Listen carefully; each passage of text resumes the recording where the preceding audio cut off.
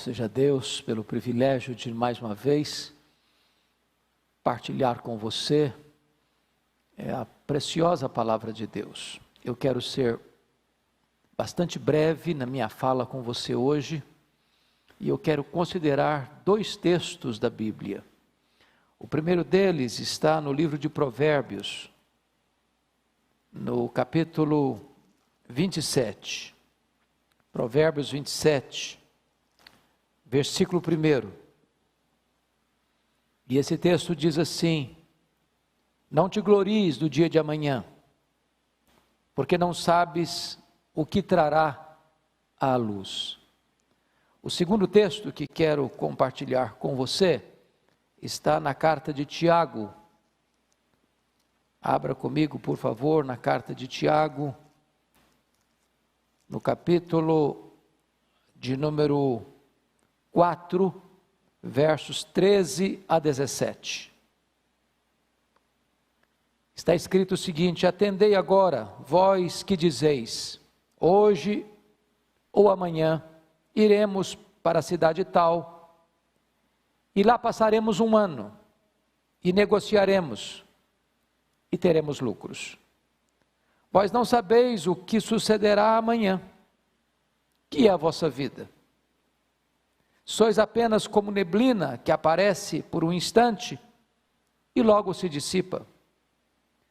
Em vez disso, devíeis dizer: se o Senhor quiser, nós viveremos, como também faremos isto ou aquilo. Agora, entretanto, vos jactais das vossas arrogantes pretensões. Toda jactância semelhante a essa é maligna. Portanto, aquele que sabe que deve fazer o bem e não o faz, nisso está pecando.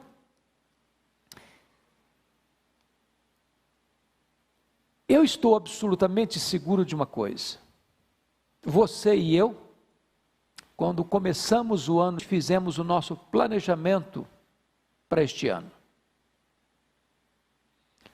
Planejamos trabalhos, investimentos, viagens, algumas férias, passeios, muitos com a agenda completamente lotada, com negócios bem elaborados, com um planejamento familiar bem feito. Porém, de repente surge uma crise, uma pandemia, que abala a saúde pública e traz um terremoto na vida econômica do Brasil e do mundo. E todos os nossos planos estão necessariamente necessitados de serem reprogramados, repaginados, refeitos.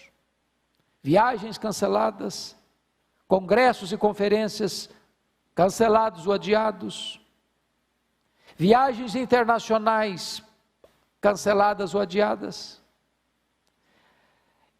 Certamente, essa pandemia retrata que nós todos somos absolutamente vulneráveis e dependentes. Por isso o texto diz: não te glories do dia de amanhã. Você e eu não administramos o amanhã. Você e eu não temos as rédeas do amanhã nas nossas mãos.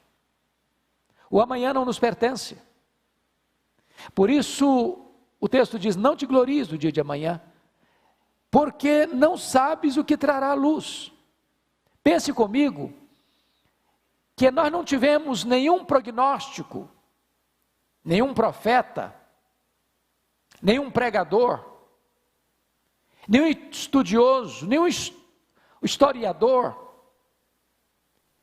afirmando que em 2020 teríamos uma pandemia que botaria as nações de cócoras, diante de um vírus, que já ceifou mais de 150 mil pessoas em todo o mundo.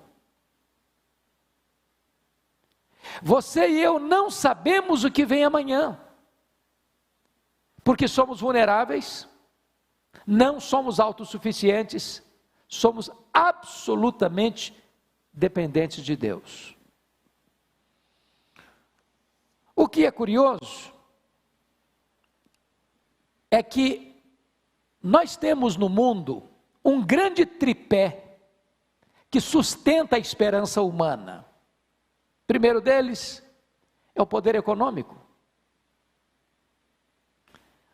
O homem confia às vezes no dinheiro que tem, achando que o fato dele ter dinheiro vai resolver o seu problema, vai atendê-lo na hora da sua necessidade, vai socorrê-lo na hora da sua aflição. Há poucos dias li um relato dramático da filha de um dos homens mais ricos da nossa geração, que morreu contaminado por esse vírus. E ela dizia que o que foi curioso é que seu pai, que tinha tanto dinheiro, morreu por aquilo que é gratuito para todo mundo: a falta do ar para respirar. O dinheiro não tem a solução imediata e eficaz para os grandes dramas da vida. O segundo tripé é a ciência. Alguns acham que a ciência é a verdadeira luz, que vinda ao mundo vai iluminar todos os homens. Alguns acreditam que a ciência é o grande alicerce que vai dar fundamentação à humanidade. E a ciência, com todo o seu avanço, com todas as suas conquistas, com todas as suas descobertas e com todos os benefícios que trouxeram e hão de trazer à humanidade, não puderam resolver de pronto e eficazmente a grande crise que assola o mundo. O terceiro tripé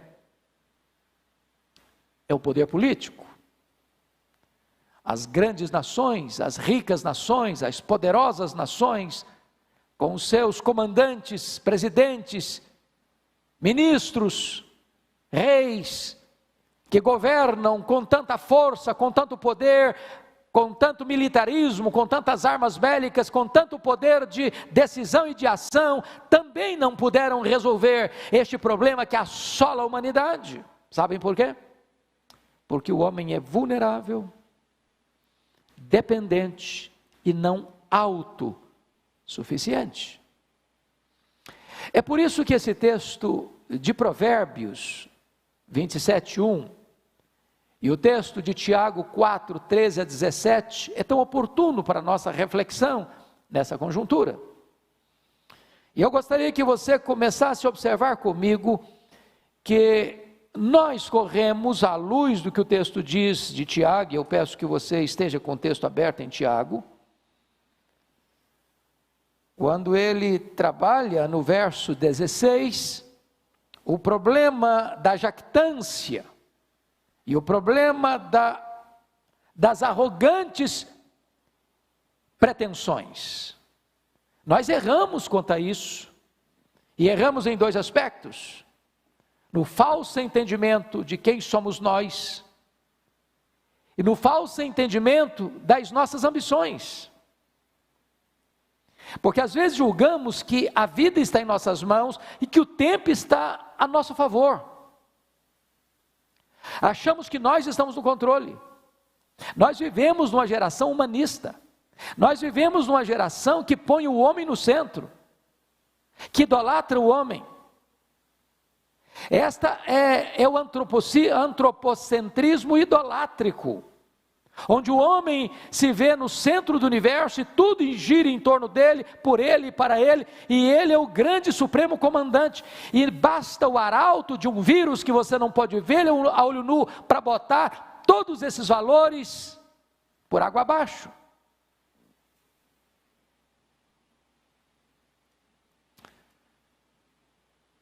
Nós temos tantas vezes a presunção de fazer planos sem incluir o propósito e a vontade de Deus nesses planos. Eu quero lhe dizer que não é pecado, não é errado, aliás, é necessário fazer planos. Não é disso que Tiago está dizendo. O que Tiago está aqui denunciando, e nós precisamos refletir sobre isso nessa hora, não é fazer planos. É fazer planos sem incluir a vontade boa, agradável e perfeita vontade de Deus. É fazer planos sem Deus. É achar que você é o timoneiro da sua alma, que você é capitão das suas decisões, que você é quem tem as rédeas nas mãos, que você faz, que você viaja, que você compra, que você vende, que você tem lucros, que você vai e permanece tanto tempo aqui, ali, acolá, de acordo com o seu querer e com a sua vontade, pois a sua vida e o seu tempo não estão nas suas mãos, estão nas mãos de Deus. Então, veja comigo que nós podemos ter à luz do versículo 16, uma pretensão em 3 áreas. A pretensão do tempo, hoje ou amanhã. Veja comigo, versículo 13, hoje ou amanhã. Essa é a pretensão do tempo. Tanto hoje quanto amanhã, a pessoa pensa que está na mão dele. Amanhã eu vou fazer isso, amanhã eu vou viajar, amanhã eu vou comprar, amanhã eu vou vender, amanhã eu vou ter lucro. Calma, ponha Deus nisso. Porque você nem sabe se estará vivo amanhã. A sua vida não lhe pertence. Você não administra o seu futuro. Segundo, pretensão com respeito às escolhas. Iremos, passaremos. Essa é a questão da decisão. Eu vou fazer essa escolha. É o que o texto diz, nós iremos para a cidade tal. E nós passaremos lá 1 ano. Nós temos um plano, nós temos um projeto. Nós temos todo um estudo de caso, onde nós vamos fazer, conforme o nosso querer, conforme a nossa vontade, porque nós tomamos decisões e realizamos as nossas ações, e somos soberanos nisso. Essa é a vã pretensão, que Tiago chama de pretensão arrogante, e ele chama de jactância maligna, porque exclui Deus, mas também as pretensões, elas podem tocar na área das habilidades. Veja você, no versículo 13 ainda, diz que nós negociaremos e nós teremos lucros. É o homem que toma a decisão, é o homem que acha que vai acontecer, vai fazer, vai ter resultado, vai ter lucro, porque ele é quem planejou isso. E veja você, que o arauto chamado Covid-19 é suficientemente forte para colocar todas essas arrogantes pretensões e jactâncias malignas ao chão, e tirar toda essa altivez do homem, esvaziar sua bola e mostrar para ele que ele é vulnerável, dependente e não autossuficiente. Pois bem, como nós podemos nos proteger dessas vãs pretensões, dessas arrogantes pretensões ou presunção? Primeiramente, eu acho que nós precisamos reconhecer e ter consciência da nossa ignorância. Olha o versículo 14 comigo. Vós não sabeis o que sucederá amanhã, ponto. Com todo o nosso saber, com todos os nossos prognósticos, com toda a nossa provisão de tempo, com todos os nossos estudos, com toda a nossa ciência, com toda a nossa perícia, o texto é categórico: vós não sabeis o que sucederá amanhã. Fomos pegos de surpresa, fomos apanhados nessa rede da ignorância. E o mundo está em pânico. E as nações estão completamente aturdidas. Por quê? Porque nós temos que admitir a nossa limitação do saber com respeito ao futuro. Vós não sabeis o que sucederá amanhã. Segundo lugar, ter consciência da nossa fragilidade. Olha comigo o versículo 14. Que é a vossa vida? Sois apenas como neblina que aparece por instante e logo se dissipa. Note você a fragilidade da vida, a vulnerabilidade da vida. Morre o idoso, morre o adulto, morre o jovem, morre a criança, morre o rico, morre o pobre, morre o doutor, morre o analfabeto, morre o homem que mora no palácio, morre o homem que mora na palafita, morre o homem piedoso, morre o homem ateu. A morte é democrática e ela chega a todos. Ela é o sinal de igualdade na equação da vida, ela chega a todos. Por quê? Porque não importa a saúde que você tem, não importa o dinheiro que você tem, não importa o conhecimento que você tem, não importa o lugar que você mora, não importa o cargo que você ocupa, você e eu somos frágeis e vulneráveis. Mas ainda, terceiro lugar, como nos proteger desta presunção? Primeiro, saber da nossa ignorância. Segundo, saber da nossa fragilidade. Terceiro, saber da nossa total dependência de Deus. Olha o versículo 15 comigo. Em vez disso, devias dizer, se o Senhor quiser, nós viveremos. Como também faremos isto ou aquilo. Então, deixa eu lhe dar um conselho. Não é clichê, não é clichê. Não é jargão religioso. Nós, se não temos este hábito santo, bíblico, correto, devíamos começar a ter, usar esta expressão, se Deus quiser, ou se Deus permitir, eu irei, eu pregarei, eu viajarei, eu negociarei, eu passarei tanto tempo na cidade tal, eu terei lucros, eu casarei, eu trabalharei. Se Deus quiser, se Deus permitir. Nessa conjuntura social, onde o nome de Deus tem sido banido da imprensa tantas vezes, da mídia tantas vezes, das cortes tantas vezes, do parlamento tantas vezes, dos palácios tantas vezes, das universidades tantas vezes, das escolas tantas vezes, do teatro tantas vezes, da literatura tantas vezes, é necessário reinserir a realidade de Deus, porque nós somos dependentes. Se Ele não quiser, não viveremos. Se Ele não quiser, não faremos. Se Ele não quiser, não viajaremos. Se Ele não quiser, não teremos trabalho. Se Ele não quiser, não teremos lucros. É dele que vem o nosso sustento e dele que vem totalmente a nossa proteção e cuidado para viver, para fazer e para acontecer. Se Ele não quiser, nada disso vai acontecer.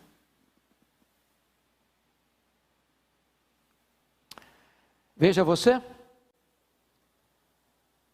no versículo 16, ele mostra a necessidade de compreendermos que o nosso destino não está em nossas mãos. Agora, entretanto, vos jactais das vossas arrogantes pretensões. Quando você faz um plano e não inclui a permissão de Deus ou a vontade de Deus nesses planos, Deus chama isso de jactância, e uma jactância arrogante. é de você achar que você está no controle. Você tem o poder, você tem a força, você tem o controle, você tem o domínio. Isso é jactância e arrogância demoníaca. Isso é excluir Deus da sua pauta, da sua agenda, da sua vida, da sua família, das suas decisões. Isso é contrário ao cristianismo.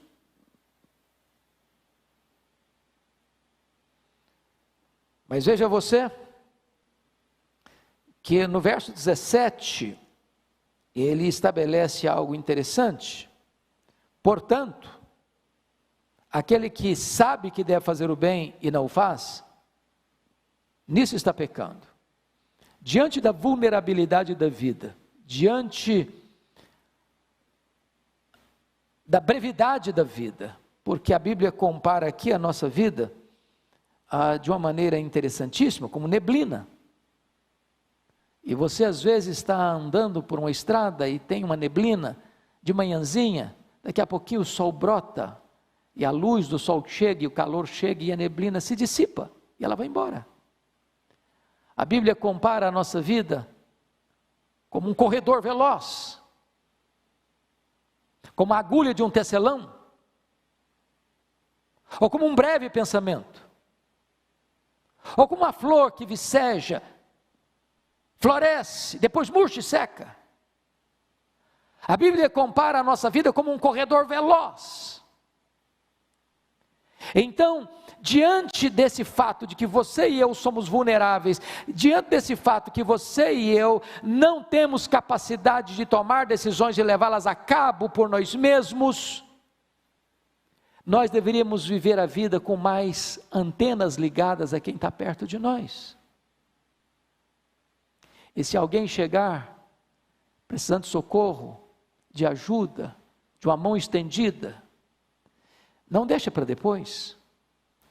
Mesmo sabendo que você deva fazer o bem, não deixa para amanhã. Então o que o texto está dizendo é o seguinte: aproveite as oportunidades, viva cada dia. Todo dia viva na dependência de Deus, todo dia é dia de fazer o bem, todo dia é dia de investir no próximo, todo dia é dia de investir no reino, todo dia é dia de você pensar além de você mesmo, também no outro. Porque essas pessoas que estão com essas vãs pretensões e arrogantes pretensões, elas estão pensando nelas: eu faço, eu viajo, eu passo tanto tempo, eu vou ter lucros, eu vou comprar, o eu, sempre no centro, e ele fazendo para ele, e ele trabalhando para ele, e ele tendo lucro para ele, e ele deixando as oportunidades passarem de fazer o bem. Você com esta crise está aprendendo algumas lições tão importantes. Primeiro, você e eu precisamos de muito menos para viver, muito menos do que você imagina. Você pode aprender a viver uma vida mais modesta, para ter mais condições de socorrer o necessitado à sua porta, de você não deixar de fazer o bem, porque tudo que Deus bota na sua mão, não é apenas para você comer todas as sementes, você precisa semear também essas outras sementes, lançar o seu pão sobre as águas, e na medida que você vai fazendo o bem, Deus vai multiplicando a sua sementeira, para que mais outras pessoas possam ser alcançadas. Então eu quero concluir, e ao concluir, eu quero dizer a você duas coisas. Primeiro, o perigo que é desobedecer à vontade de Deus, quando você já a conhece. Esse é o alerta do último versículo, versículo 17. Portanto, aquele que sabe que deve fazer o bem, e não o faz, nisso está pecando. A omissão é um grave pecado. Ele não está falando de alguém que desconhece a vontade de Deus. Ele está falando para alguém que conhece a vontade de Deus. E mesmo conhecendo-a, não a obedece. Mesmo sabendo que precisa fazer o bem, porque fazer o bem é a expressa vontade de Deus, ele deixa de fazer o bem. E nisso, nessa omissão criminosa, ele está pecando. Segundo ponto, preste atenção comigo, é a obediência à vontade de Deus, do versículo 15. No verso 15 diz: em vez disso, devíeis dizer, se o Senhor quiser, nós não só viveremos, como também faremos isto ou aquilo. Se Deus quiser, nós passaremos por essa crise. Se Deus quiser, o Brasil se recupera economicamente. Se Deus quiser, os nossos empresários não vão quebrar e vão se recuperar. Se Deus quiser, os nossos empregados vão continuar trabalhando e botando pão sobre a sua mesa. Se Deus quiser, Deus há de proteger você e a sua família. Se Deus quiser, as nações vão ser poupadas desta grande pandemia e dessa grande calamidade. Se Deus quiser, nós viveremos. Se Deus quiser, a igreja vai ser mais viva. Se Deus quiser, a igreja vai ser mais quebrantada. Se Deus quiser, um grande avivamento vai varrer a igreja evangélica brasileira e mundo afora. Se Deus quiser, tempos novos hão de vir da parte de Deus, tempos de refrigério para a glória do seu nome. Se Deus quiser, Deus está no trono e nós somos totalmente dependentes dele. Que Deus abençoe o seu coração. Que Deus